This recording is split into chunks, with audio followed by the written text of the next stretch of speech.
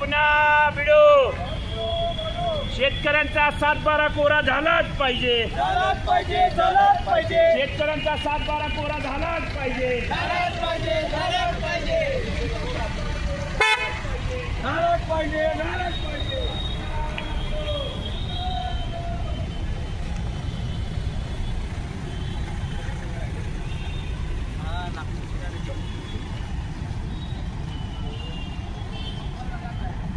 शेतकऱ्याच्या मालाला हमीभाव मिळणं, शेतकऱ्यांच्या 7-12 कोरा होणं काही पूर्वीपासून आदरणीय बच्चूभाऊ पूर्ण महाराष्ट्रभर सभेंच्या मार्फत शेतकऱ्यांची जनजागृती करत आहेत। जोपर्यंत शेतकरी एकत्र होत नाहीत तोपर्यंत आपल्या या मोर्चाला काही अर्थ नाही।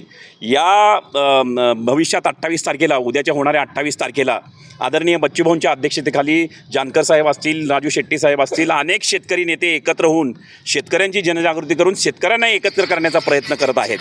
त्यामुळे उद्याच्या होणाऱ्या मोर्चाला की आमचा 7-12 कोरा होणं गरजेचं आहे, आमच्या शेतीमालाला हमीभाव मिळणं गरजेचं आहे।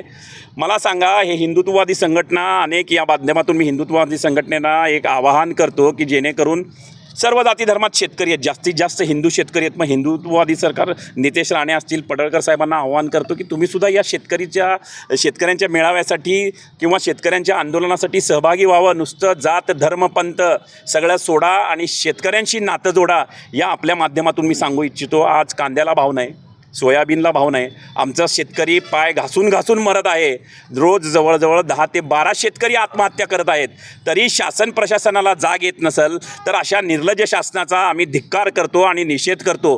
त्यांना धडा शिकवण्यासाठी उद्या 28 तारखेला जवळजवळ पूर्ण महाराष्ट्र राज्यातून जवळजवळ 5 ते 6 लाख शेतकरी असतील, दिव्यांग बांधव असतील, प्रहार जनशक्ती पक्षाचे कार्यकर्ते असतील, जानकर साहेबांचे लोक असतील, राजू शेट्टी स्वाभिमानी शेतकरी संघटनेचे असतील आणि आमचे बच्चूभाऊंचे PS आहेत, स्वामी साहेब असतील, आमचे खालिदभाई मणियार असतील आणि वेगवेगळे सर्व आमचे पदाधिकारी दक्षिणचे असतील, उत्तरचे असतील, यांना घेऊन आम्ही शहरातून आणि जिल्ह्यातून जवळजवळ 500 लोक आम्ही आदरणीय उद्या बच्चूभाऊंच्या जे ठरवलेलं म्हणजे शेतकऱ्यांना न्याय देण्यासाठी उद्या जे आम्ही नागपूरमध्ये जाणार आहे 28 तारखेला, त्यासाठी आम्ही सर्वजण आता थोड्याच वेळात इथून मार्गस्थ होत आहोत। धन्यवाद। का पडळकर आणि गोपीचंदचं नितेश राणेचं नाव का घेतलं आहे?